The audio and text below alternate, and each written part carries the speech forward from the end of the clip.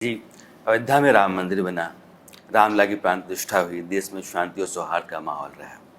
इसी दौरान इकबाल अंसारी आते हैं और चूंकि वो अदालती लड़ाई लड़ते रहे, महत्वपूर्ण व्यक्ति भी हैं और उनके हाथ में प्ले कार्ड होता है मोदी का परिवार।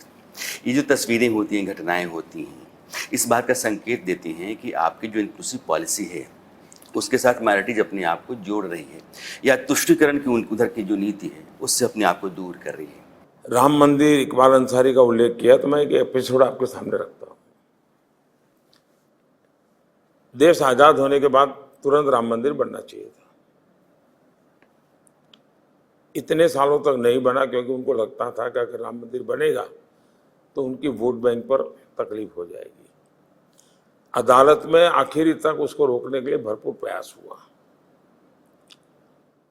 और ये फैक्ट्स है कि कांग्रेस ने ही इसमें रुकावटें डाली जी।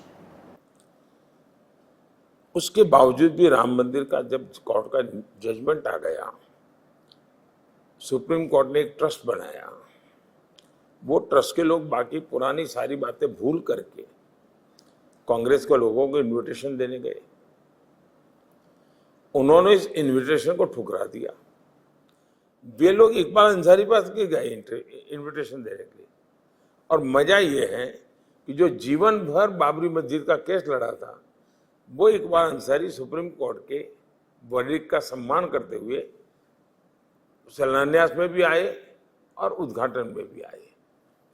तो इकबाल अंसारी की जहां तक बात करते हैं इस संदर्भ, अगर आप इसमें से सेकुलरिज्म की चर्चा करना चाहते हैं तो मेरा गंभीर आरोप है कि बहुत ही सोची समझी चाल के तहत गत 75 साल से देश में एक झूठा नैरेटिव गढ़ा गया है।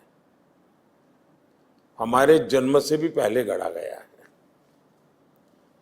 कभी सरदार पटेल को उसका शिकार बनाया गया था और अब शायद चलते चलते जो भी आएगा, आज मेरी बारी है, कल कोई दूसरे की।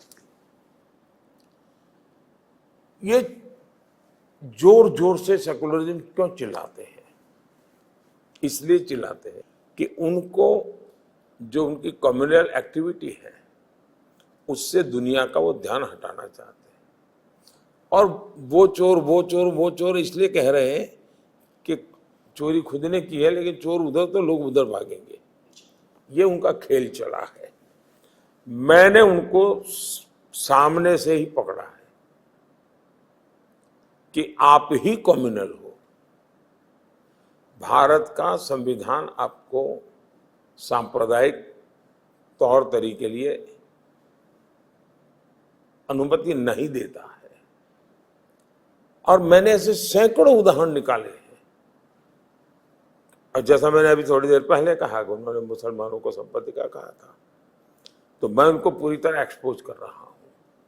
लेकिन उनके जो नैरेटिव बनाने वाले हैं वे उनकी बात को छुपा देते हैं और मेरे मुंह से मुसलमान शब्द निकला तो वो कम्युनल।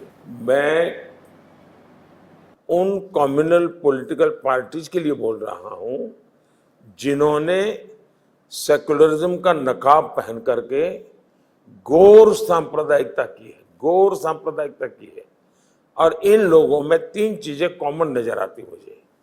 एक, ये गौर सांप्रदायिक है, ये लोग गौर जातिवादी हैं, ये लोग गौर परिवारवादी हैं।